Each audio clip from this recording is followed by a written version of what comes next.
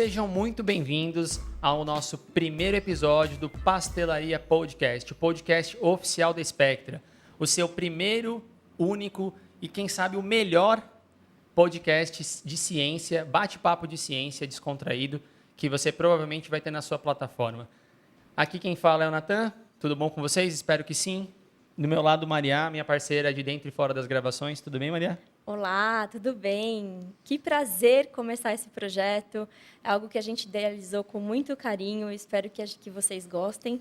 E vamos lá para o nosso primeiro episódio super especial, com um convidado mais do que especial. A gente está muito feliz de começar com um pé direito, esquerdo, de corpo inteiro, e trazendo essa pessoa que faz parte das nossas vidas hoje em dia. E é com muita honra que a gente apresenta para você o nosso convidado de hoje. Não só da nossa, né, mas provavelmente de todos vocês. Tem um impacto muito grande e a gente fica muito feliz de ter trazido ele aqui. Mas antes de apresentar o nosso convidado, eu gostaria de fazer um disclaimer bem rápido aqui e agradecer toda a equipe da Spectra, desde quem está atrás das câmeras, quem está participando e decidiu se juntar a gente aqui na mesa. Então, o Leandro, a Iris, a Thaís, a Ariane, o Rafa, o Tite, a Carol, o Antônio, todo mundo. Acho que esse é o primeiro projeto que realmente toda a equipe participou muito ativamente, desde da idealização da estrutura, desde como organizar até agora, até nos episódios. Então, mais uma vez, deixo minha mensagem aqui de agradecimento. E vamos, que eu acho que esse podcast, a gente fez questão de ser o primeiro, de ser o episódio 1.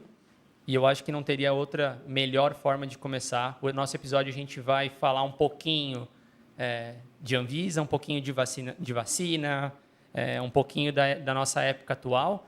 E ninguém melhor para a gente bater esse papo do que o nosso convidado de hoje, que é o Gustavo Mendes, gerente geral de medicamentos da Anvisa. Acho que todo mundo deve conhecer ele. Provavelmente ele já visitou a sua casa pela televisão. Com então, certeza. É um prazer muito grande, Gustavo, ter você aqui com a gente hoje. A gente fica muito feliz de você estar aqui. Então, seja muito bem-vindo. Olá a todos. Olá, Natan, Maria, Ariane.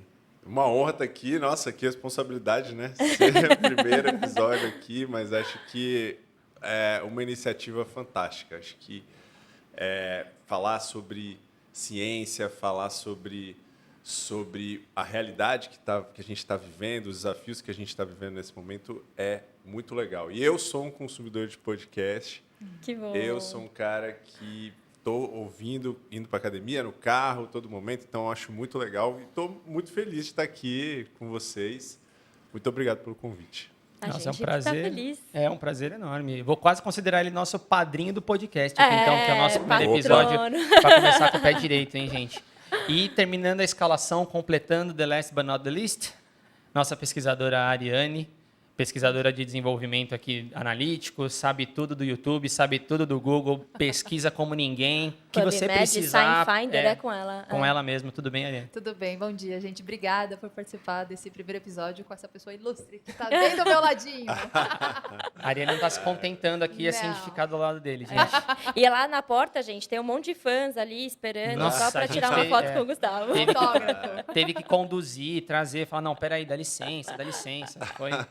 Mas, enfim, conseguimos, sobrevivemos. É isso aí. E antes da gente começar a entrar em assuntos mais focados em vacina, essas coisas todas, a gente sempre pergunta uma coisa que talvez poucos te perguntem ou você tem pouco espaço para falar e que para a gente é muito interessante, é muito valioso, até por questões inspiracionais para quem está nos ouvindo.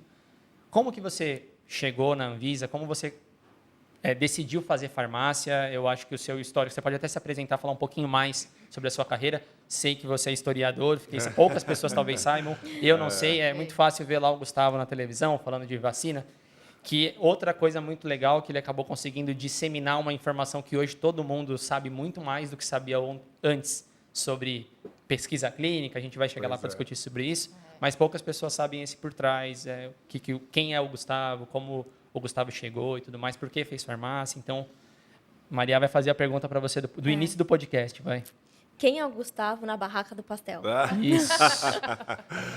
Olha, até achei interessante, né, falar de pastel e o nome, assim, muito legal, criativo do podcast, porque eu sou de São Paulo, né, e A minha infância em São Paulo, a gente morava ali perto do autódromo de Interlagos. Então, ali tinha feira e a gente, domingo, ia na feira, pastel, A caldo de tradição, cana. né? Não dá. Então, assim, me remete muito a essa coisa da infância. Que bom. Então, assim, acho que eu na barraca do pastel sou o cara que escolhe de todos os tipos, porque se for pegar minha carreira, né, você vê.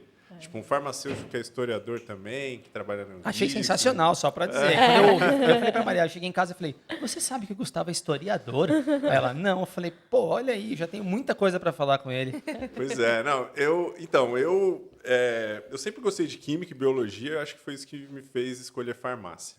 Eu tive um dileminha entre fazer química e farmácia, fiquei nessa dúvida, mas acabei escolhendo farmácia.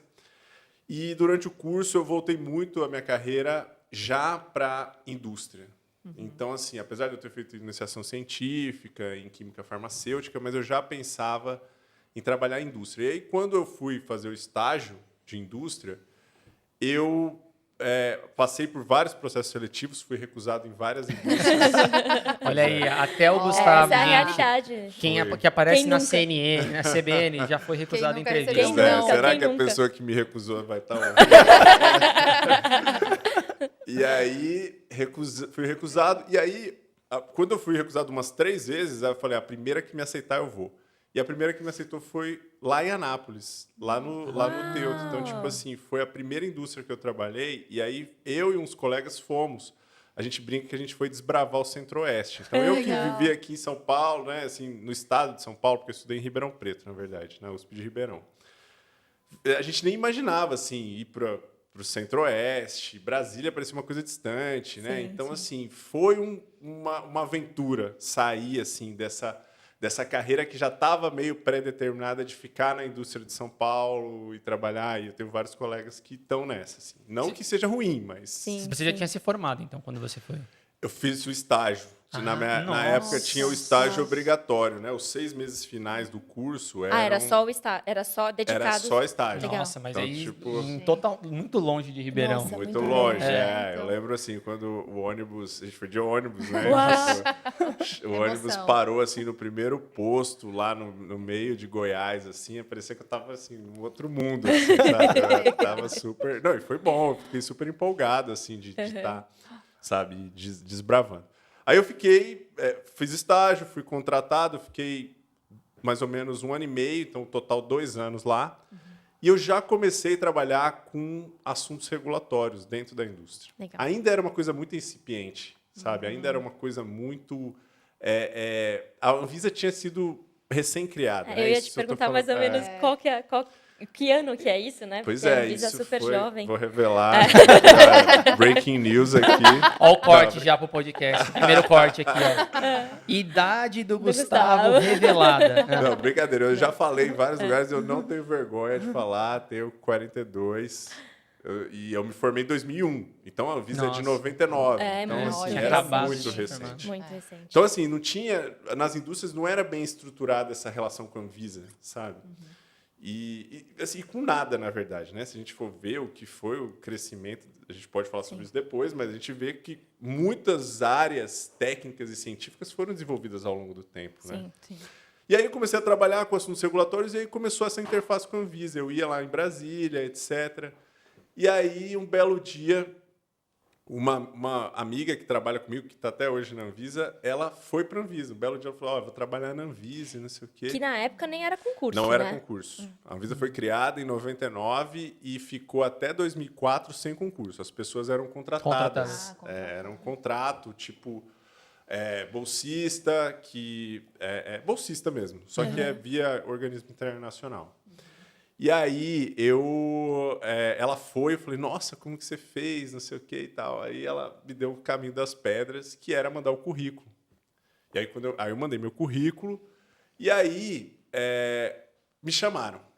O cara que me chamou era um cara, o Geraldo Fenerich, falecido, e ele falou, olha, eu chamei você e chamei mais um cara, mas o resto eu só chamei mulher, porque, na verdade, eu estou chamando vocês porque eu recebi uma denúncia de que eu só contrato mulher. Mulher. Então você precisa entrar na cota de homens.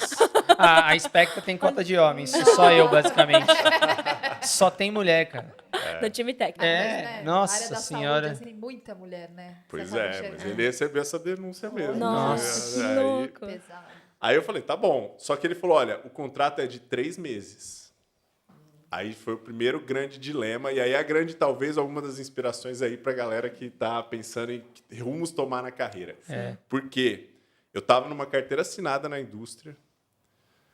Né? Assim, carteira assinada, né? Pra É, o uma certo família, pelo luminoso. pra uma família de São Paulo, né? Que Sim. tá acostumada, minha família, que sempre foi Sim. trabalhadora, não sei o quê. Eu tava né, Tranquilo. tranquilo. Como é que eu ia largar uma carteira assinada para um contrato de 3 meses e Sim, sem exato. saber o que viria, né?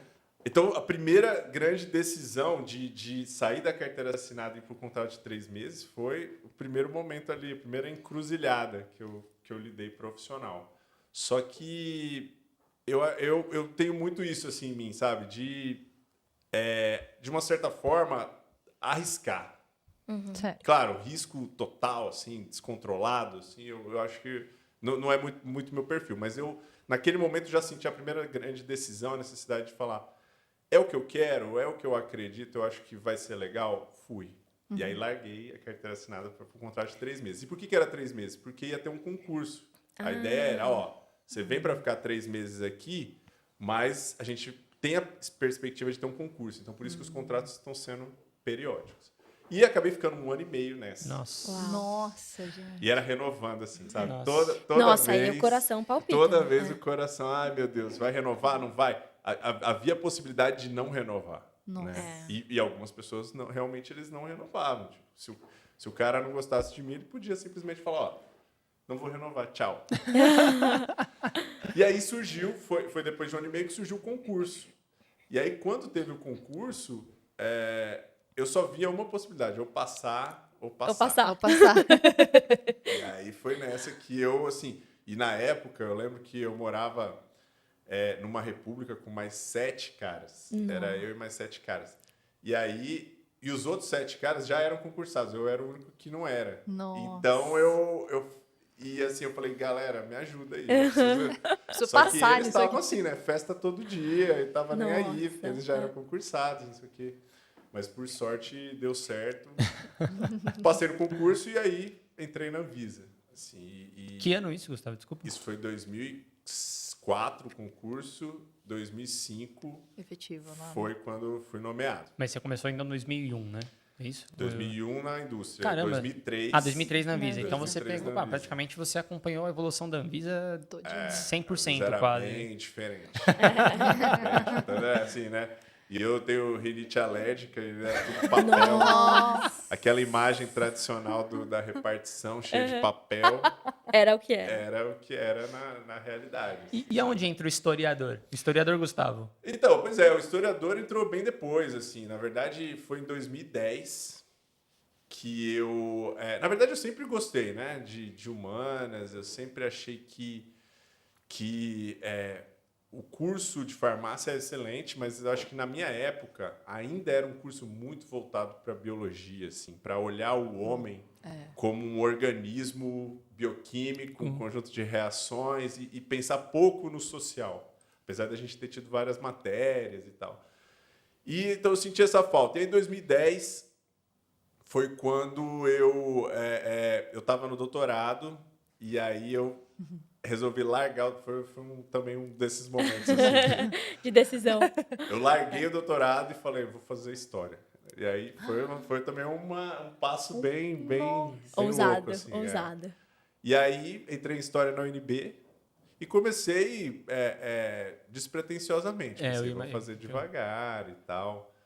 Mas eu gostei tanto da dinâmica, porque assim, o curso de História é diferente dos cursos de Biológicas e Exatas. Assim, porque, na verdade, os professores mandavam um texto antes e a gente já chegava com o texto lido. Se você não lesse, era melhor nem ir na aula. Nossa. E era só debate. Era só discussão dos textos sabe? E essas discussões também geravam vários outros temas interessantes sobre sociedade, sobre sobre política, sobre... Então, assim, foi um curso que, apesar de eu ter demorado 6 anos para me formar, mas foi... Quero ver, eu pude, a gente pegou um pedaço disso, eu e a Maria, a gente terminou o doutorado meio que já com o pé na indústria. Mas assim, quem fazia doutorado ou mestrado, até na faculdade, e trabalhava, já era um desafio. Imagina trabalhar na Anvisa. Na Anvisa. Sim. Na Anvisa. No momento de Nossa. construção que... Não, é difícil. Né? Várias decisões. Eu costumo dizer sempre, quando eu estou dando treinamento, alguma coisa assim, ou em algumas conversas, que o crescimento da Anvisa é exponencial, assim, né? Então, quem vive a rotina da indústria sabe que a Anvisa tem 22 anos, né? 22. De 99. isso. É uma coisa, é um absurdo, né? Pois é. Você vê É o muito. quanto mudou, né? Mudou em vários aspectos e... E você viveu tudo isso, né? assim, sempre na perspectiva de medicamentos, porque Sim. toda a sim. minha carreira dentro da Anvisa foi muito voltada para as áreas de medicamentos. Então, assim, ali a gente viu uma grande evolução em vários aspectos, sim. Não, eu já vou trazer uma pergunta, considerando todo esse lado seu historiador, você também dá aula, faz vários cursos aí, e acho que até hoje em dia você tem que se expor muito mais, né? Mídia, enfim, tudo. Como que essa bagagem realmente fez diferença para você se colocar num momento que foi tão difícil atualmente, de ter que explicar para o Brasil o que era uma vacina, como que a população tem que lidar com aquilo? Brincadeiras à parte, todo mundo agora é sommelier de vacina, e eu acho que graças, inclusive, a muito da informação que você passa, foi a primeira vez que a gente teve uma reunião transmitida nacionalmente, inclusive eu lembro disso como se fosse ontem, porque a Maria ficou tomando nota, e assim, eu nunca tinha visto em outro momento a Anvisa se colocar dessa posição. A gente ficou super feliz né? com isso. A Anvisa sempre trabalhou ali nos bastidores, né? Ela nunca foi de se expor muito. Não. E quem é farmacêutico, na família, sabe que as pessoas sempre vão até você para tirar dúvidas sobre as coisas que estão acontecendo. Não sei o quê. E dessa vez foi diferente. A família queria discutir com você, sabe? E eu acho que... Com um empoderamento. Totalmente Eu vi diferente. que fase 3. Isso. E aí, como que foi para você? Como é que você utilizou toda essa sua bagagem, até a experiência dessa jornada aí de quase 15 anos? 15 anos na Visa? Dá mais ou menos? 18. 18. Olha. Roubando uns 3 anos, maioridade. desculpa. Como é que foi tem para a maioridade. você essa situação inteira, assim, nessa colocação de expor para o Brasil, de ter que contar para o Brasil o que é uma vacina? Só emendando também o que o Nathan falou, né? Então, antes mesmo de você falar, né, como que foi passar toda essa informação do contexto, né, da pandemia, da vacina, como você se enxergou como Gustavo, sabe, na situação? Quando que você foi acionado e falou, agora você vai ter que dar suas caras ali e falar o techniquez da vacina. Traduzir, né? Traduzir isso né? tudo para a sociedade, né? Para os leigos entenderem. Olha, eu estava conversando com outros amigos professores também que fizeram história lá comigo, porque assim, quando eu me formei em história, eu fui dar aula em cursinho voluntário. E a gente brincou a gente brincou depois disso que assim, depois que você encara aluno de cursinho voluntário, você encara qualquer coisa. Falar sobre vacina boa. fica fácil, entendeu? Porque assim, né? Eu acho que tem a ver um pouco com empatia. Tem a ver com o fato de que eu tenho um conhecimento que eu quero transmitir para as pessoas. Então eu preciso ajustar a linguagem, eu preciso explicar do jeito que elas entendam e que faça sentido. Eu acho que foi isso que me motivou e que passou pela minha cabeça. E quando eu fui acionado para isso, né, na verdade, se a gente observar, a gente vê que ao longo de 2020, a gente enfrentou uma série de situações em que a Anvisa foi questionada, em que houve dúvidas sobre se a Anvisa realmente estava sendo técnica. Então, já teve uma preparação ali, antes do dia 17 de janeiro, que foi o dia lá O dia D. da transmissão, o dia D. Então, assim, de uma certa forma, a gente estava sendo preparado, nós, como agência. E eu acho que o dia 17 foi só o reflexo de todo esse caminho que foi mostrar mesmo que a gente... E que foi rápido, técnico, né? Porque, teoricamente, o assunto já veio final de 2019, quando foi ali 20, pum, estourou tudo, né? Foi. Na verdade, A gente começou a lidar mais aqui no Brasil, e a Anvisa mais com essa questão da pandemia, em março de 2020. Em março que começou, os estudos de vacina começaram em julho, mais ou menos, de 2020. E ao longo desse ano houve essa preparação. Então, Legal. eu acho que tem a ver com isso, sabe? Tem a ver com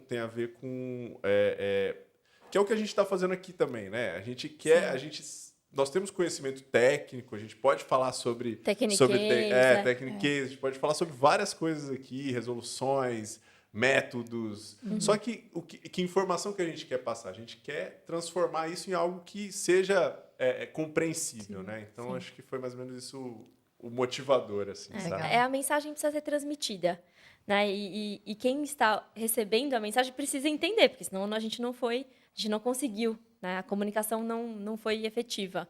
Então, Exatamente. eu acho que é um exercício, né? A gente que está inserido dentro do mundo técnico, é muito difícil, às vezes, porque é tudo muito simples na nossa rotina, né? Falar o Com técnico certeza. e tal.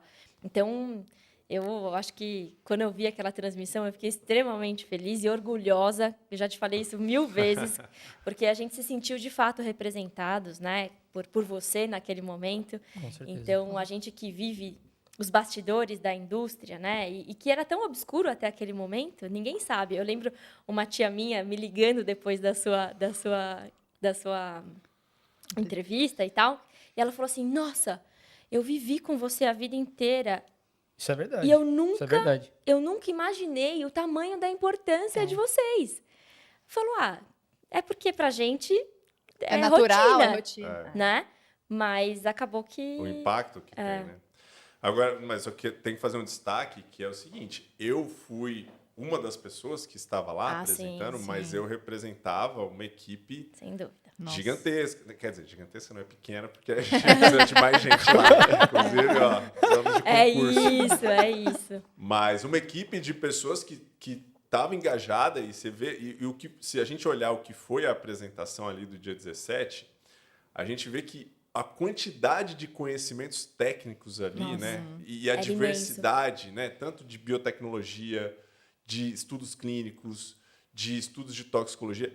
É um universo. A gente que trabalha com isso sabe que cada slide daquele era uma área inteira, um universo. né? É um universo. É uma área assim, inteira. não é uma coisa, não é um trabalho. Eu acho que, assim, claro, a gente tem que facilitar a comunicação, mas é um trabalho que é complexo e técnico que precisa ser valorizado também. Pois né? é. Não, Sim, com certeza.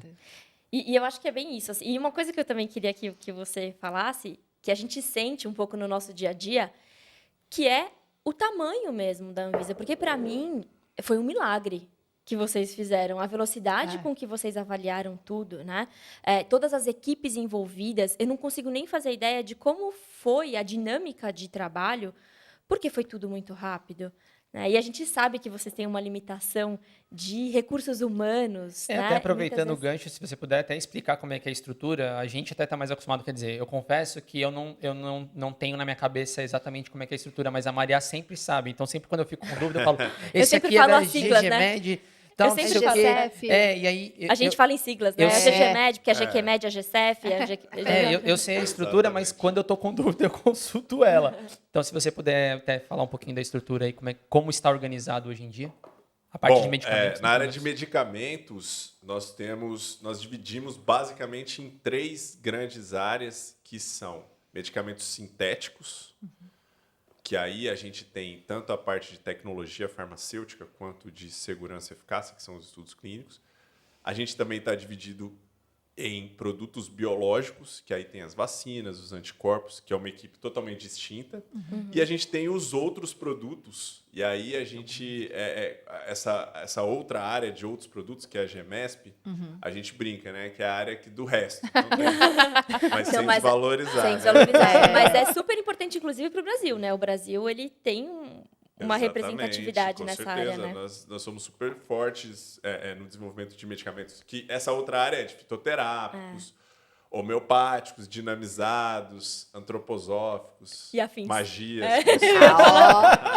A energia. Não, tô brincando, viu, Eu pessoal não da assim, a GEMESP? bruxaria, aquela coisa toda que envolve a nossa cultura, né? Enfim. Muito bom, Pois é. muito bom. Não, e aí tem essa grande divisão. E dentro dessas gerências, né, a gente tem diferentes olhares. Como eu disse, tem a tecnologia, tem a segurança e eficácia. Então, cada equipe ali dentro tem uma especialidade. Agora, se a gente lembrar do que foi a apresentação do dia 17, a gente vê que não é só a área de a gerência que eu trabalho que é responsável por essa avaliação.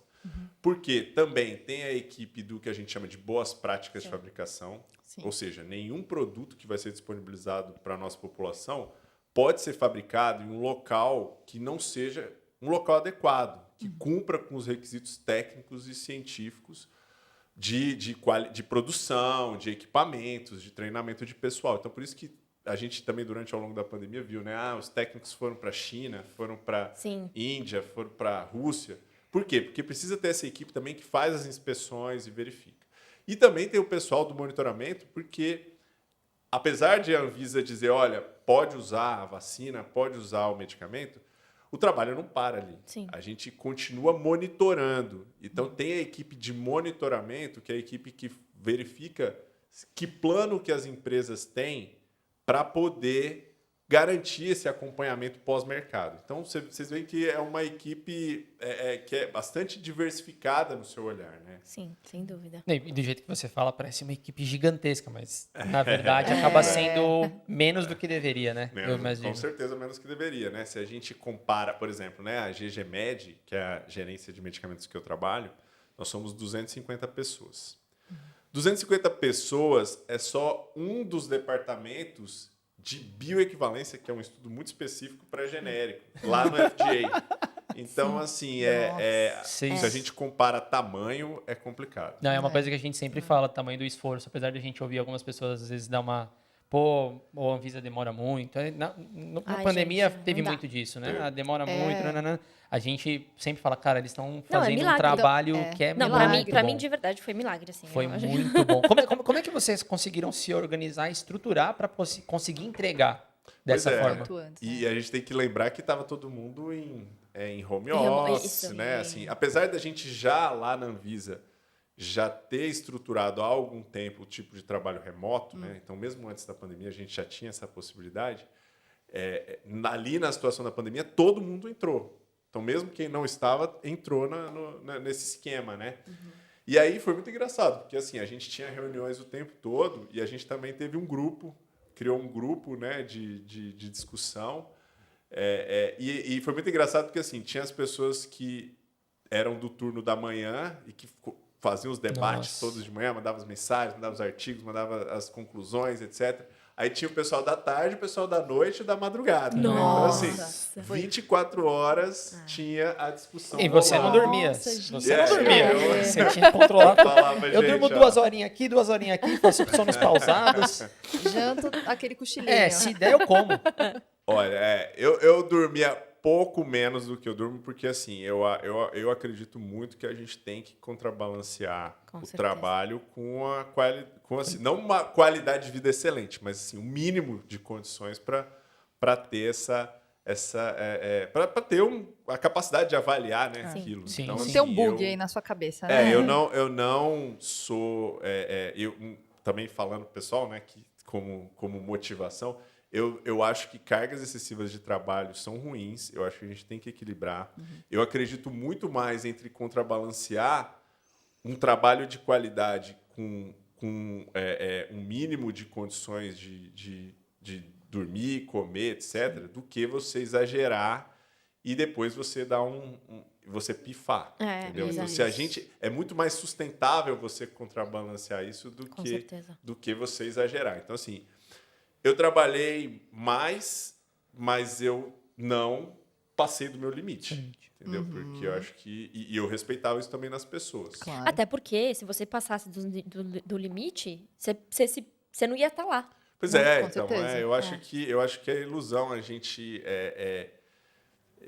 achar que... não, eu vou exagerar aqui, vou fazer tudo no máximo, não sei o quê, e manter isso sustentável, sabe?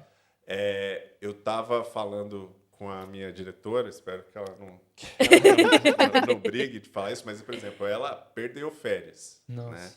E lá no serviço público, você não recebe, você não tem a possibilidade de vender férias. férias. Entendi.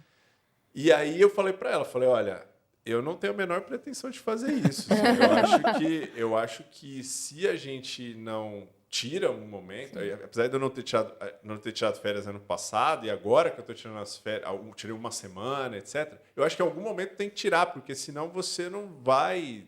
Senão você não sai daquele ciclo e Não a é nem qualidade produtivo. e a qualidade não fica boa. Eu concordo plenamente. E deixa eu só te fazer uma pergunta. Uma só, com esse caderninho inteiro aqui, gente. Vai ter que ser 4 podcasts. Vai. Não, mas ainda nessa linha, assim, de como é que foi o trabalho, né? O fato da Anvisa ser membro do ICH hoje ajudou? Sem dúvida, sem dúvida. Eu acho que essa possibilidade de compartilhar com outras agências reguladoras e a troca de informações. Na verdade, um dos grandes incentivos, porque assim, né, os guias do CH estão postos, né? E a Covid foi um grande novo desafio para todo mundo. Então, nesse sentido, o conhecimento foi sendo construído.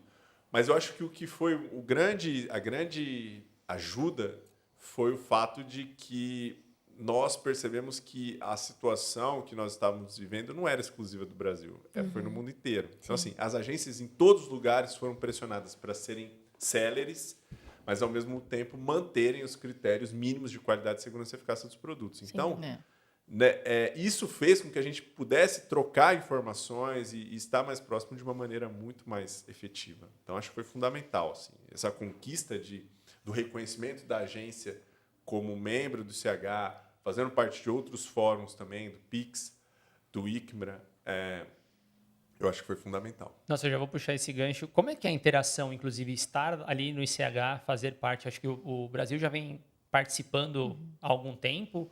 Então, como foi? Até para você sempre foi o cara que fez a intermediação ou não? É toda uma estrutura de pessoas que fazem? Como é que funciona essa... Eu comecei, quando a gente começou, porque assim, a gente começou o movimento de entrar no ICH lá em 2015, né? Foi quando o ICH finalmente abriu para outras agências reguladoras. E naquela época eu era coordenador de bioequivalência e eu comecei como membro de um dos guias do ICH, que é o M9, que acabou sendo concluído. Eu era um técnico que estava na discussão para a construção desse guia. E aí depois, à medida que eu fui mudando de posição, que eu acabei assumindo a representação da Anvisa no comitê gestor.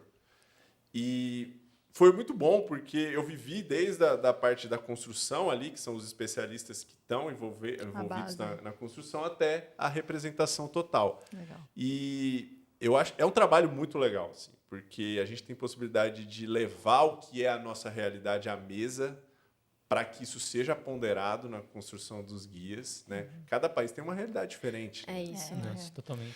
E eu lembro assim uma discussão, né, no M9, assim, agora que o M9 já finalizou, né, posso falar os bastidores? Posso falar que assim, a gente que trabalha com ciência sabe que, claro, a ciência é um método bastante objetivo, né, um método bastante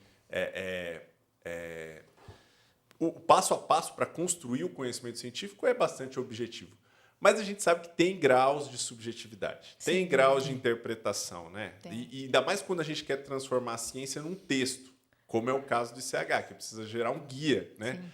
Então eu lembro de várias discussões do M9, eu lembro do Japão dos representantes do Japão querendo que tivesse uma avaliação, né, dentre os meios, falar só um exemplo assim, mas não vou me alongar muito nisso, mas assim, dentro dos meios que se avalia bioisenção de medicamento, o Japão queria colocar água como um dos meios. E a gente falou, gente, mas água não tem nada a ver colocar água assim, só água, não tem nada a ver.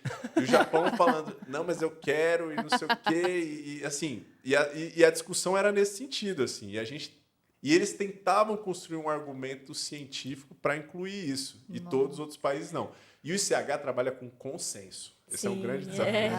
Não é votação. Não é assim, tipo, a maioria falou, não vai ter água, então tá, não beleza. vai ter. A gente teve, sem brincadeira, a gente ficou 3 reuniões discutindo água. Semestrais, porque as reuniões são semestrais, discutindo, eles apresentando um racional, e a gente contra-argumentando, não sei o quê, e ao final não foi.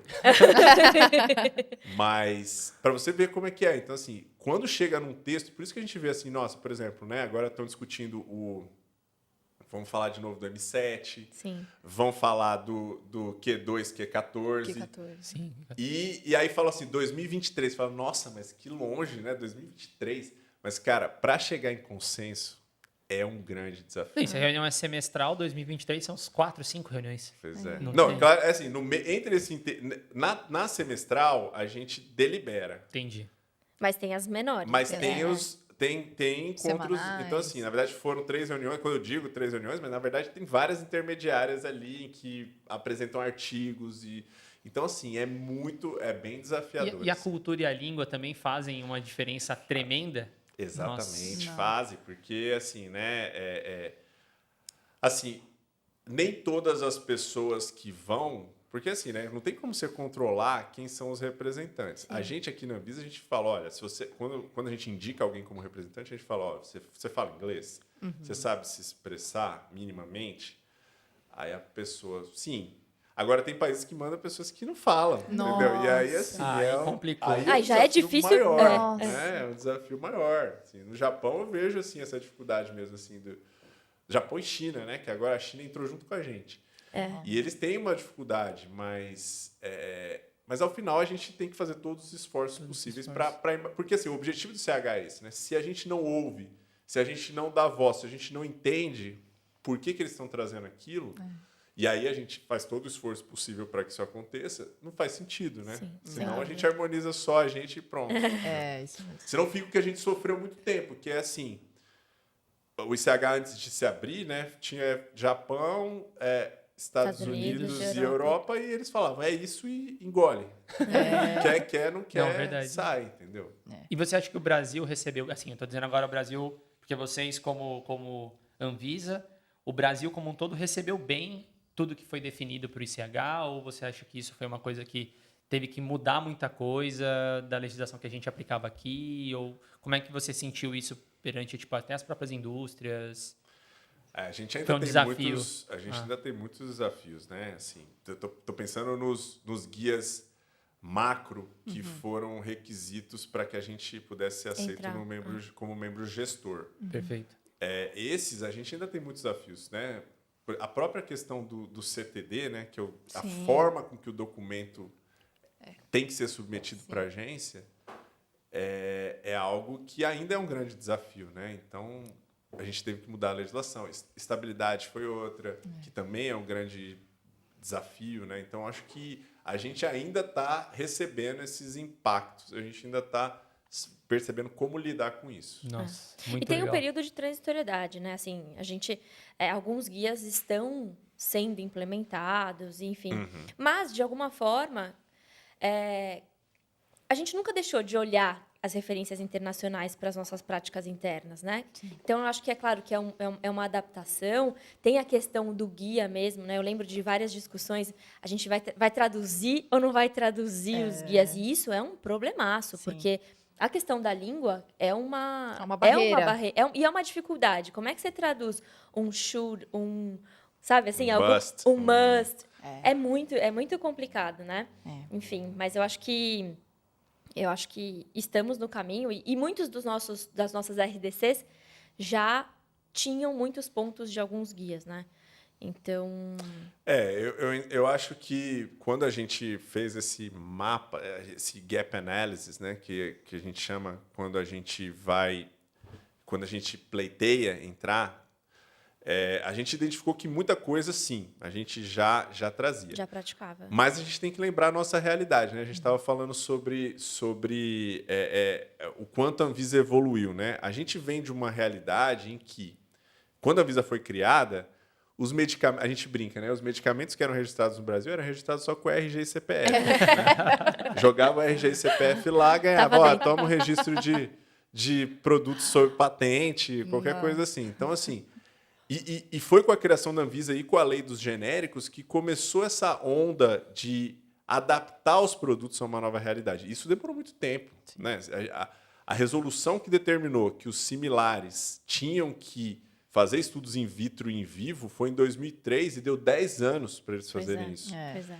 E a gente tem hoje, até hoje produtos que não fizeram, que ainda estão com Caminhando, né? ainda estão com Engatinhando. questões aí e tal. Então, essa nova realidade que o ICH trouxe é uma realidade que vem de uma discussão diferente e que a gente ainda vai ter muitos desafios para implementar. Então, acho que é claro que a agência tem que a gente tem que caminhar, e acho que nessas discussões que a gente tem tido mais recentemente, a gente viu a importância de ter a agência falando, ó, vamos implementar sim. Entendeu? Senão o povo não... Mas, É isso. mas o Não, ICH trouxe uma certa celeridade absurda para os processos também de vocês, né? Porque muita coisa que é registrada fora você consegue já ter informação e facilita muito a sua vida, principalmente nas vacinas que teve agora também, né? Vocês conseguiram utilizar uma certa informação, né? Bom, uma das coisas fundamentais desses trabalhos de harmonização e fóruns é que a gente sempre quer evitar trabalho desnecessário. Sim. Então, sempre que a gente verifica, por exemplo, que uma agência de referência fez uma análise de um estudo e que essa análise de estudo pode ser aproveitada nas nossas considerações, a gente entende que esse é o caminho, entendeu? Para que eu vou refazer uma análise se alguém que eu considero, que eu sei que usa os mesmos parâmetros, etc., já fez? Então, é mais ou menos nesse sentido que a gente consegue celeridade. Agora, é claro que a gente observa vários casos em que as agências chegam a decisões distintas. Sim. Não são incomuns situações em que, por exemplo, o medicamento é aprovado com uma indicação para uma agência e por outra agência para outra indicação. E aí a gente chega nesse dilema, que é, claro, consideramos as duas, mas nós temos que ter o nosso próprio olhar. Então, muitas vezes quando falam assim, não, mas está aprovado lá fora, aprova aqui. Não é simplesmente assim. Sim, a gente entendi. ainda tem esse trabalho de fazer uma análise crítica do que foi feito lá. E ainda tem as características da nossa população, do Exatamente. uso para a nossa população. Exatamente. Eu lembro de um exemplo de um produto que chegou no Brasil, aprovado nos Estados Unidos, e quando a gente foi ver, a indicação dele era para um genótipo da doença que não tinha no Brasil. Não existia. Era epidemiologicamente irrelevante. Então, assim, por quê? Né? Para quê? Pra quê? Sabe? Então, no balanço risco-benefício não foi positivo. Entendi. Legal. Então, por isso que a gente sempre tem que considerar também a nossa realidade. Sim. nisso. E eu queria puxar uma coisa que você falou, e você sempre fala na sua fala, e que é algo que... Bom, enfim, eu tenho alguns anos também de relação com a agência, e já vi várias gestões, etc., né? E que é algo muito característico da sua gestão, que é a parte de empatia, né? Eu acho que você pratica muito isso na sua gestão. Não só a empatia, mas a comunicação, a transparência. Então, eu queria perguntar para você se isso foi fácil, porque eu lembro da primeira vez que eu te vi, assim, que você ainda era coordenador da GCF, em que você queria muito mesmo, sempre quis trazer essa parte de comunicação. Vamos trabalhar juntos, a agência não está ali para evitar um registro, muito pelo contrário, estamos todos juntos querendo fornecer mais opções para a população e etc., né? Então, sempre, desde que eu te vi pela primeira vez, comunicação e transparência e trabalho junto e tudo isso sempre foi muito característico de você, né? Acho que do Gustavo mesmo. E você conseguiu, de alguma forma, né? Não sei você, mas acho que a Anvisa se posicionou nesses últimos anos dessa forma. Você acha que você tem uma contribuição direta? Ao meu ver, sim, tá bom. Mas a gente vê hoje em dia esse processo mais... Natural. mais explícito, assim. Como é que foi? E foi difícil implementar? Foi difícil convencer a Anvisa de se expor nesse nível? A Anvisa está nas redes sociais, né? Então, foi algo que... Todo mundo é sommelier de vacina agora. não, mas acho que não só isso. Acho que não, só isso. Estou dizendo que é um benefício. Eu acho que essa postura, inclusive do Gustavo, de empatia, transparência Sim. e comunicação, que a gente já mencionou bastante isso, que é segredos da gestão do Gustavo, traz para um novo nível a própria população, né? Porque você acaba passando muito mais informação. Eu não posso levar esse mérito sozinho. Apesar de eu sempre ter esses valores mesmo, porque a primeira coisa que eu falei para os gestores quando eu assumi a gerência geral, eu falei se as pessoas não sabem por que a gente faz o que a gente faz, a gente não consegue os nossos objetivos, que ao final é para a população. A gente está trabalhando para eles. Então, assim, se a gente não transmite, se a gente não explica, e eu acho que isso vem do incômodo que eu sempre tive de uma crítica que a gente recebia no começo, que a Anvisa é uma caixa preta, né? Ninguém sabe. Assim, você manda um processo para lá, dependendo em quem cair, vai ser uma coisa e muito vai ter um técnico desfecho. dependente. Não se abrem. E assim, essa relação de confiança que nós temos que ter tanto com a sociedade quanto com a indústria, né, que é com tudo que envolve a indústria, a fabricação, é fundamental, porque senão a gente não consegue o objetivo que é realmente ter produtos.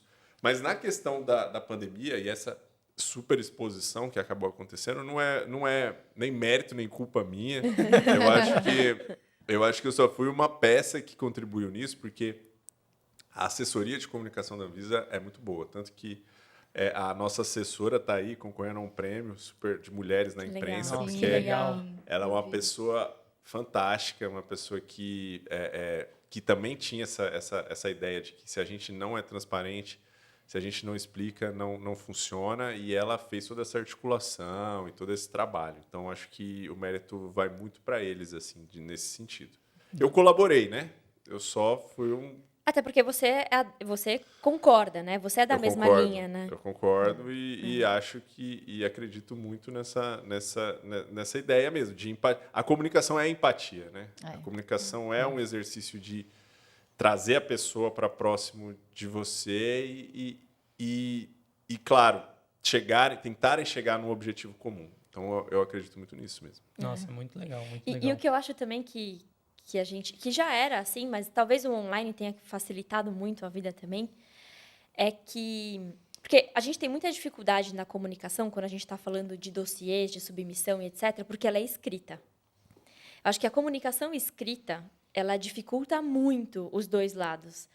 E eu tenho batido muito nessa tecla, né? Então, quando a gente está fazendo um relatório, explica, sabe? Assim, descreve. Porque a gente tem mania de facilitar, vamos ser diretos, e às vezes a pessoa que está lendo não tem a informação que precisava ter.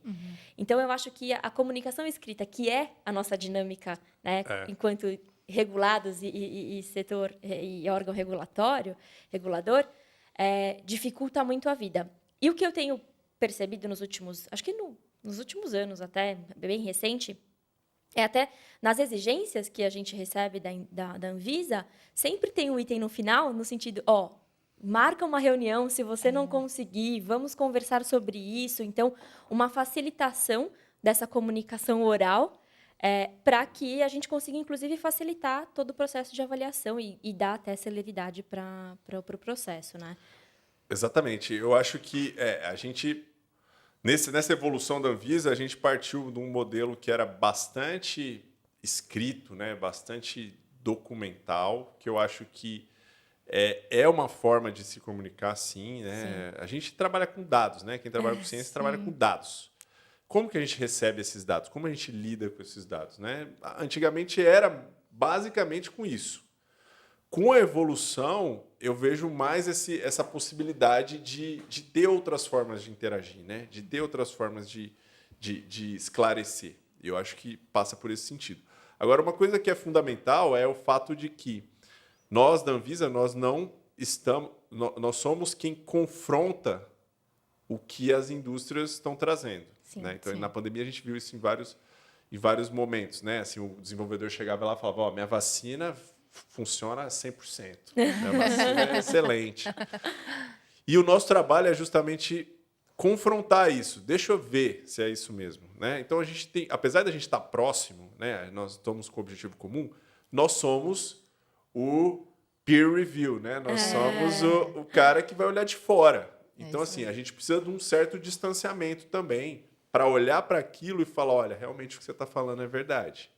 E isso é importante, né? Então, de uma certa forma, essas maneiras alternativas de comunicação são fundamentais, mas a gente precisa ter acesso aos dados, né? Então, sem dúvida. Né? Assim, a gente brinca, né? A gente acredita em tudo que as pessoas falam e os desenvolvedores apresentam, mas O olhar crítico Bring vem me depois. the data. Raw data. Eu quero the raw data, eu quero o dado bruto, porque senão, beleza, eu acredito, você é muito legal, você é muito bonita, mas cadê o dado? Entendeu? Não, Muito até eu bem. vou aproveitar e deixar um pouco toda essa história da pandemia de lado que a gente já conversou. Eu acho que o Gustavo está cansado de responder perguntas assim sobre esse tipo de coisa da pandemia, para a gente falar um pouquinho, então, das perspectivas para o ano de 2022 sobre o registro de medicamentos. Quais são os próximos passos do Brasil? Você fez uma apresentação recentemente, eu não vou temporizar aqui porque eu não vou saber quando que esse episódio vai ao ar ainda, mas você recentemente fez uma apresentação das perspectivas para 2022. O que você pode contar para a gente dos próximos passos? O que o Brasil está implementando, ou vai implementar, ou quer, ou está focando para 2022? Bom, nessa apresentação que eu fiz, né, quando a gente pensa na perspectiva para 2022, a gente vê que são vários os temas, né? Então, quando a gerência geral é bastante complexa, mas alguns de destaque, eu diria primeiro esse movimento mais intenso da gente estimular o formato CTD como uma estratégia de submissão. O formato CTD que vai exigir, principalmente das indústrias nacionais, um esforço, porque vai precisar mudar na forma como se relata esses documentos, na forma como se organiza os dados. Isso é uma tendência, é um compromisso que nós fizemos com o ICH e a gente vai avançar. Por quê? Porque a gente tem um guia que é de 2019 que sugeria a adoção, só que agora, com esse tempo de experiência, com todo esse tempo de experiência, com o feedback que a gente teve, a gente entende que dá para dar mais um passo. Então, esse é um dos grandes desafios, uma das grandes perspectivas. Além disso, para 2022, a gente vai avançar também nas questões de reconhecimento e aproveitamento das análises dos outros países. Né? Foi o que a gente falou um pouco. Né? A gente já faz isso, a gente já tem como objetivo não fazer retrabalho, mas a gente entende que dá para melhorar. Né? Várias iniciativas aconteceram pontualmente nas diferentes áreas da Anvisa. Né? Então, você vê a GCF, a GQMed, a COPEC, as diferentes áreas, né? Essas siglas todas aí. várias áreas tiveram iniciativas pontuais de dizer de que forma que eles iam aproveitar esse conhecimento e esse trabalho que foi feito lá fora, aqui no Brasil. E agora a gente quer sistematizar isso de forma mais transparente, mais unificada. E um terceiro ponto que eu queria destacar, que, na verdade, é uma das grandes... Foi uma das marcas da minha gestão, né? Se for comunicação, transparência, mas, na verdade, um dos grandes motivadores para a minha gestão e acho que é um grande trabalho que eu entendo que, se eu puder entregar enquanto eu for gestor, vai ser de muito benefício, são os roteiros de análise. Porque eu trabalhei muitos anos na Anvisa na área de bioequivalência e a gente sempre trabalhou com roteiros de análise. O que são isso? Claro, existe a resolução que diz o que precisa ser feito, mas, como a gente tem muitos especialistas envolvidos, era muito comum se eu analisasse um estudo, eu ia olhar uma coisa. Se a Ariane analisasse um estudo, ela ia olhar outra coisa. Então, assim, essa despadronização, para mim, é algo que pode ser melhorado. E a gente já avançou com roteiros em várias áreas. Né? Eu, quando estava gerente da GCF, a gente publicou um roteiro de análise. E o que é isso? É dizer exatamente o que os especialistas vão olhar dentro daquele universo de dados. Sim. Né? Então, é claro que isso não é uma maneira de fechar a análise, assim, engessar a análise, mas se a gente puder direcionar, olha, foca em estudos de farmacologia não clínica nos aspectos de farmacocinética, por exemplo. Eu já direciono o olhar para aquilo que eu considero mais crítico. E a gente tem que fazer esse esforço. Né? A gente precisa focar naquilo que realmente impacta. Né? Por que eu vou fazer algo que não seja realmente impactante? Então, os roteiros de análise, eu acho que a gente vai avançar bastante no ano que vem, se a pandemia der essa possibilidade para a gente. Vai dar, com certeza. A gente espera que sim. E isso é muito legal, porque é bem o que você falou, não é padronizar a avaliação, mas é ter diretrizes para que todo mundo saiba e avalie tudo que precisa avaliar. E de uma certa forma, isso vai se refletir no setor regulado também, né? Como que as empresas geram os dados, apresentam os dados. Então, acho que é uma facilitação muito grande para os dois lados, né? Exatamente, melhora a entrada também, né? Sim. Quando a pessoa está preparando um dossiê e ela não sabe o que o regulador espera. Você mencionou isso, né, Maria? Assim, às vezes não sabe explicar, não sabe muito traduzir difícil. o dado, fica um dado, né?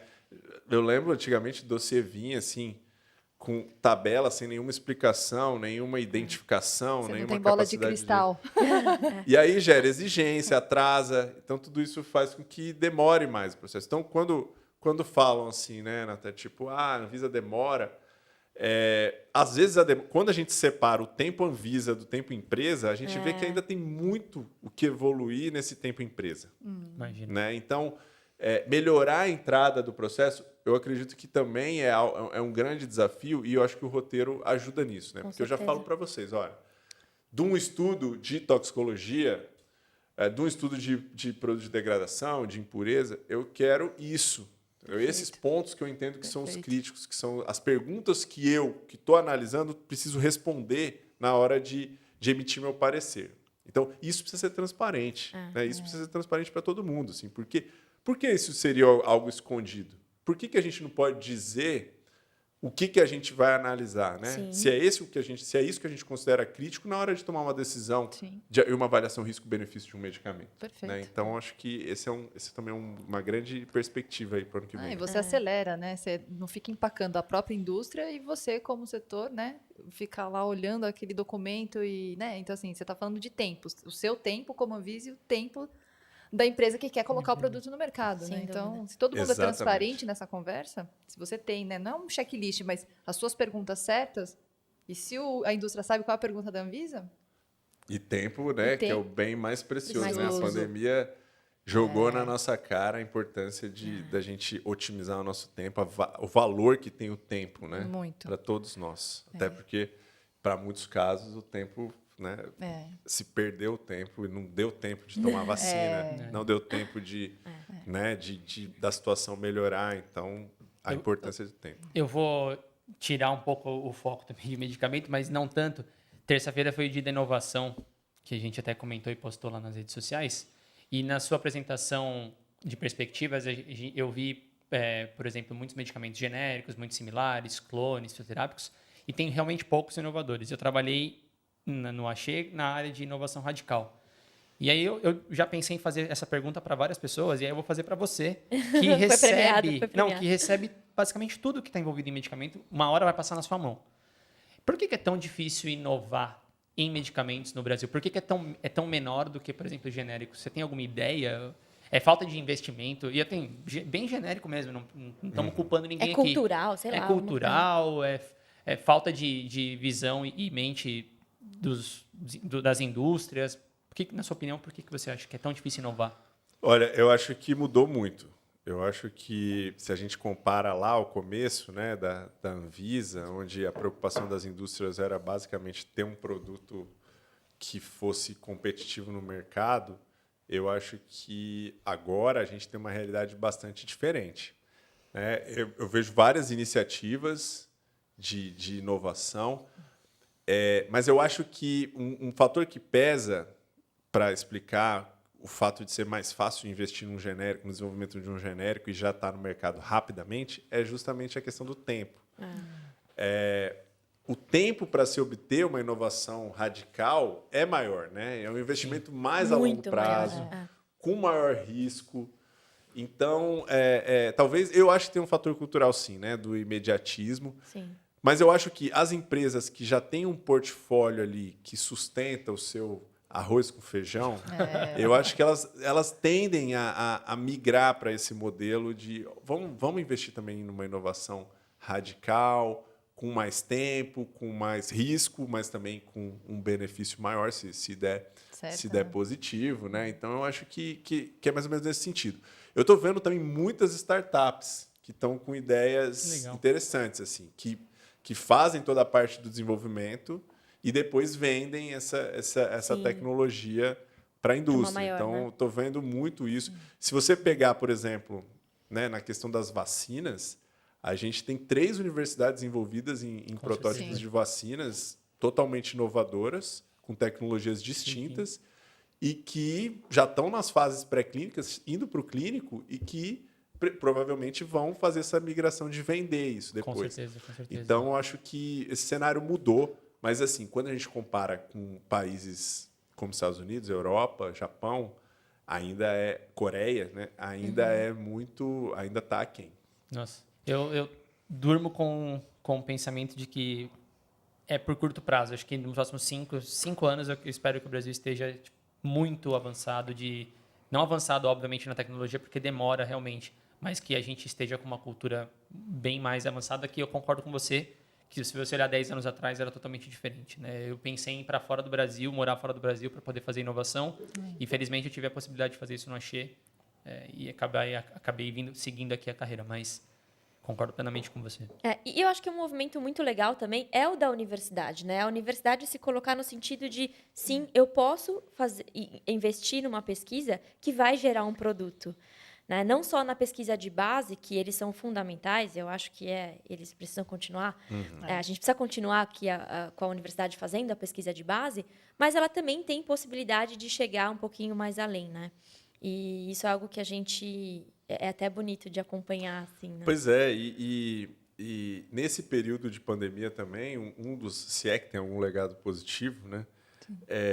A gente se aproximou mais, a Anvisa se aproximou mais das universidades, das iniciativas universitárias de desenvolvimento, e eu acho isso um movimento muito legal porque a gente começa já no começo. E são muito comuns casos de desenvolvimento dentro da universidade em que eles já avançam nas pesquisas sem envolver a agência reguladora, e aí, ao final, tem que refazer um monte de coisa. Pois é. Entendeu? Então, a gente está dando o que a gente chama de aconselhamento científico para eles legal. em várias universidades. Nessas Muito bom. das vacinas, também outras iniciativas de medicamentos. Eu acho que isso foi um legado Nossa, positivo. Muito legal, Muito muito bom. legal. Isso foi um Sem legado dúvida. positivo. Que legal. Bom, então caminhando já um pouco mais para o final, Gustavo, para também não tomar muito seu tempo, as agendas aqui, eu quero fazer uma última pergunta, mais existencial e filosófica.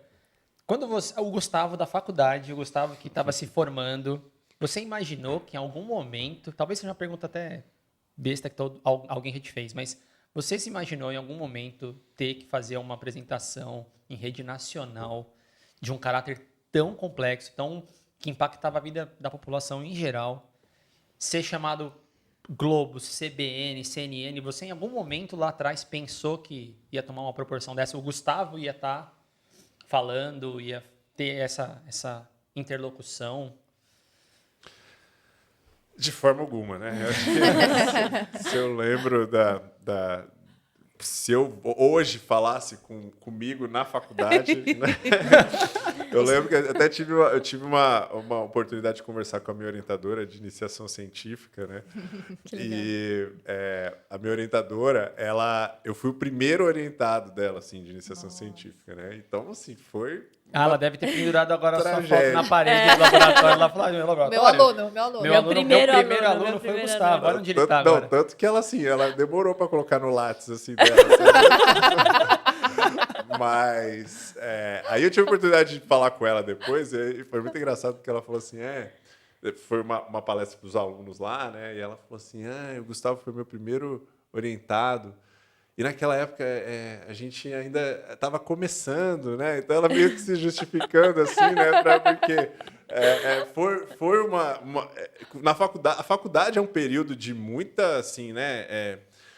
Muita incerteza, muita dúvida, assim. Você não sabe o que vem pela frente, né? Então acho que esse é um grande recado, assim, para quem está na faculdade ou ainda está, assim. O que eu vou fazer? Está meio incerto, assim. A gente não sabe, né? Ninguém sabe.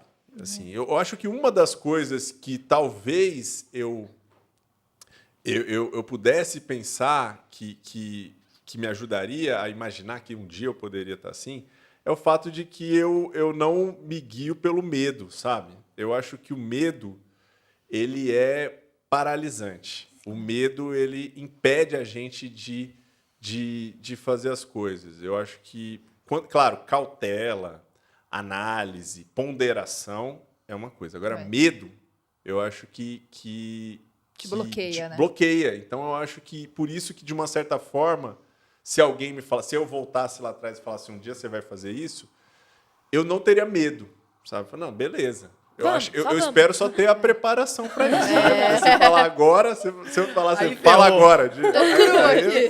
Eu não estudei para a prova, eu faltei na aula de biotecnologia, como é que eu vou falar disso? Entendeu?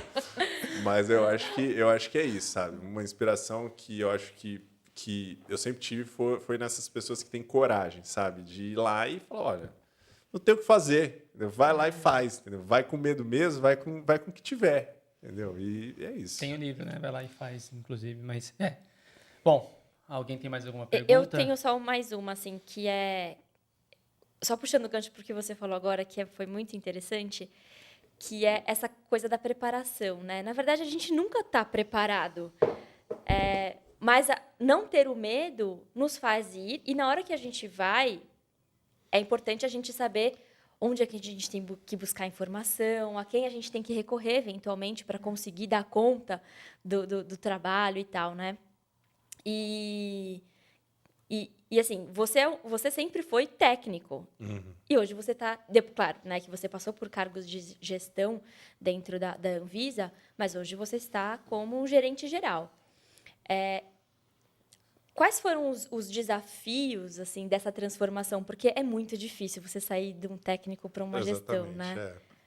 Exatamente. Eu acho que tem a ver também com essa questão que a gente estava falando, que é o seguinte, né? E isso eu aprendi muito na história, estudando história. Que, assim, todo mundo fazer história. Não, eu já tô pensando. Vai ter só historiador. Eu já tô agora. pensando. A gente está precisando. Cara, a história Eu é acho que maravilhosa. se pontuar quantos historiadores são farmacêuticos ou vice-versa, dá Vai só o só Gustavo. um. Dá só o Gustavo. Só eu.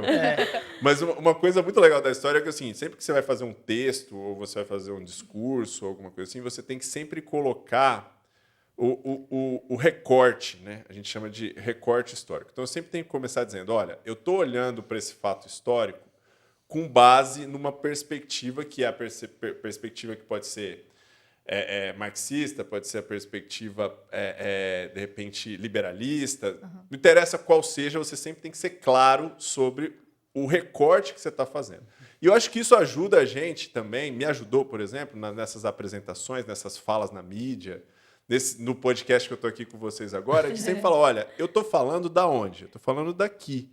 Eu sou um gerente de medicamentos da Anvisa, eu sou farmacêutico, Então, quando você é transparente, as pessoas não colocam expectativas em você além do que você pode oferecer. Perfeito. E se alguém te pressiona por isso, você fala, olha, isso eu não posso. Então, como gestor, foi a mesma coisa. Eu falei, olha, eu estou aceitando o cargo de coordenador, gerente geral, mas você sabe a minha história, você sabe de onde eu venho, você sabe quais são as minhas limitações, você sabe qual é o meu perfil. Então, eu lembro que quando eu aceitei ser gerente geral, em 2019, foi abril, e a primeira coisa que eu falei para a minha diretora foi, olha, eu já estava 1 ano programando meu casamento, eu vou casar em maio, e eu vou ficar 1 mês fora. Tá certo? Tá tudo certo? Então, eu acho que é isso. Eu acho que quando a gente é transparente, a gente fala qual é o nosso recorte, da onde eu estou falando, eu acho que não precisa ter medo. Nossa, porque as pessoas vão aceitar. Adorei quando você mostra o seu recorte. Muito bom essa parte, muito bom. É isso, porque eu acho que é muito... Eu acho que é muito da expectativa mesmo, né? Exatamente. Não só da sua, mas das pessoas. De quem tá ouvindo, que tá e que é uma construção recíproca. Então, assim, se você não recortar, você extrapola e cria expectativas que você não vai conseguir atender. E as outras pessoas também precisam entender toda a trajetória e te conhecendo, né? E conhecendo, enfim, as pessoas que vão receber aquele cargo. Você não pode criar expectativas que elas não vão atender também. Com certeza. Né? Então você já meio que você é transparente. E você sabe que uma coisa interessante é que vocês sabem que para testar medicamentos ansiolíticos, o modelo de ansiedade, um dos modelos de ansiedade é as pessoas falarem em público, né? Você sabe que falar em público é é uma situação ansiogênica Sim. Com por certeza. si só. E por que isso? Porque quando a pessoa se expõe, ela se sente julgada Julgada, pelas outras pessoas e tem o julgamento próprio, né? perfeito. Então isso cria uma ansiedade. E essa maneira de ser transparente, falar, olha, eu vou falar em público, mas eu vou falar sobre isso. Eu sou isso, então não criem expectativas além da que eu posso oferecer. É uma maneira de reduzir isso, é uma maneira justamente de não esperar que as pessoas julguem você por algo que você não é. Então, eu acho que Perfeito. Legal. isso é muito legal, assim, para tudo. Assim, e eu acho que foi isso esse foi a grande tranquilidade, a maneira que eu achei de não surtar, né? A gente Imagino. perguntar, não, você surtou. Se eu tivesse no Tem seu lugar, eu taquicardia. surtaria. Muita gente falou isso para mim, assim, não, eu estaria louco, não dormiria, não sei o quê, blá, blá, blá, e tal. Então, eu acho que essa foi a maneira, assim, falar, olha, eu tenho para oferecer isso. Maravilha. Bom, E assim, e dando tudo, né? Tudo que você Claro. tem, você deu. Mas é o que você tem, né? É. Você não vai ficar muito além daquilo, porque, certeza. claro, a gente vai evoluindo, enfim, a gente vai construindo tudo que a gente sabe e o que a gente é. Mas, assim, eu vou dar tudo. E se a gente vê quais os problemas de toda essa situação da pandemia, é o fato de as pessoas que têm o poder de falar e de se expor falarem sobre não fazerem esse recorte, né? Perfeito. Falarem, não, eu acho que esse medicamento funciona, essa vacina Essa não vacina funciona, sem ter esse recorte, falar, olha, eu não sou cientista, eu não avaliei, eu não olhei os dados, mas eu estou falando. Pois é. Quando você fala isso, tudo bem, você pode até falar, olha, eu não olhei nenhum dado, mas eu acho que não funciona. Eu já vou olhar para o seu discurso e falar, tá bom, você esse não cara sabe. não Esse é sabe o nada. recorte. Não sabe nada. Tudo bem, não, esse é o recorte. Ele colocou o recorte Ele pra colocou, você. aí tudo bem. Então, assim, né? Se eu A gente nem vai acredito na discutir, sua né? fé, eu vou e confio. Mas, assim, eu acho que esse é um dos grandes problemas. Não, maravilha. Muito bom. Nossa, muito bom. O bate-papo foi ótimo. Para encerrar, a gente faz um quadrinho do ping-pong, tá, Gustavo? Opa! Perguntas, Como é que é? Perguntas rápidas, você responde Respostas bem rápidas. rápido, assim, Tá bom. uma ou outra, ou coisas bem simples, tá? Eu começo perguntando sempre qual a sua maior ferramenta de trabalho hoje, que é indispensável para você, que no seu dia a dia, qual que é a sua ferramenta de trabalho? É a comunicação. Comunicação? É. Boa. Maravilhoso. Vai. Farmácia ou história? Ó, pegou pesado aí. Pegou Ai, pesado. meu Deus, não. Não, Você não pode fazer isso com o geminiano.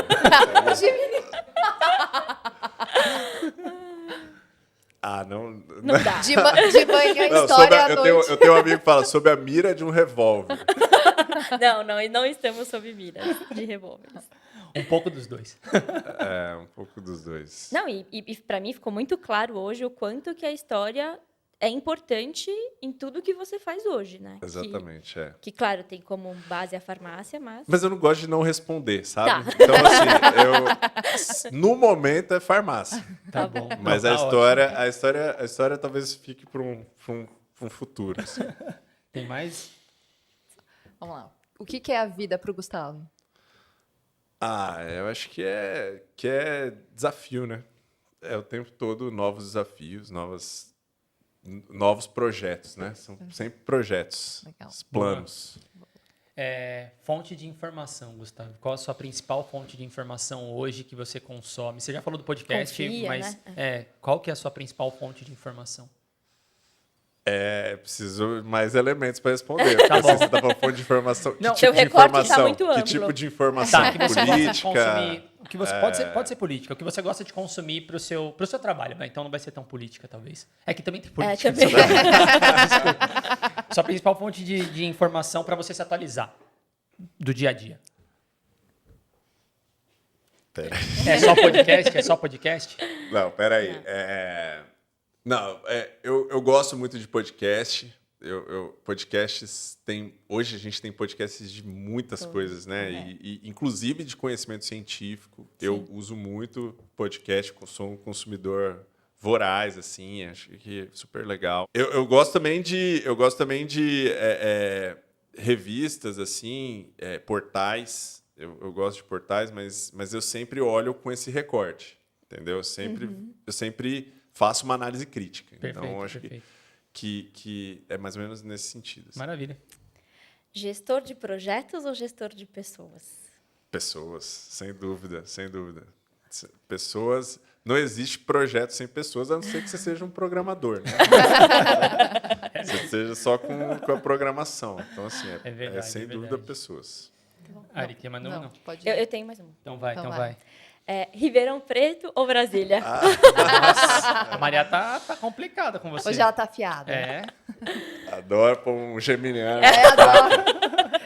É muita indecisão aí dentro. Nossa É um conflito Senhora, não, eterno. Gêmeos ainda que tem que Ai, ficar ponderando. sim. Bom, Brasília. Apesar assim, né, originalmente São Paulo, criado em Ribeirão e tal, mas hoje eu estou há mais tempo em Brasília do que qualquer outra já cidade. passou, eu já sou passou. brasiliense, eu sou fã de Brasília e já finquei todas as minhas raízes lá. Legal, Que muito ótimo. bom. Bom, Gustavo, mais uma vez eu vou te agradecer imensamente. Foi muito bom, foi muito legal. A gente nem viu o tempo passar, apesar de que a gente controlou um pouco melhor do que os anteriores. Quais são suas redes sociais, Gustavo, para as pessoas te seguirem, para as pessoas te mandarem alguma mensagem, se for necessário, se alguém tiver alguma dúvida, Te elogiar? te elogiar, com certeza. Não, a rede que eu mais invisto é LinkedIn. LinkedIn, É. sem dúvida. Então, podem me seguir lá no LinkedIn. Gustavo Mendes Lima Santos, meu nome inteiro. E eu busco responder sempre, assim. Acho que a LinkedIn é uma ferramenta super legal, assim, que está menos politizada, menos focada nas opiniões e mais voltada para o corporativo. Então, Legal. assim, eu sou fã. Coloco muita coisa não coloco muita coisa pessoal, mas coloco bastante coisa Nossa, de mas trabalho. eu vejo você super ativo no LinkedIn, né? Eu vejo eu você posto sempre. todo sempre dia, novidades muito legal. sobre a Anvisa, sobre coisas que a gente publicou, decidiu. Maravilha. Então, quem Perfeito, quiser se manter atualizado em tudo que a Anvisa faz, com certeza segue o Gustavo lá, porque ele realmente posta Sigam muita a Anvisa informação. também, a Anvisa Sim, Oficial, né? Sim, a Anvisa A gente Oficial vai colocar também. o link lá embaixo, então, também no podcast e no próprio episódio.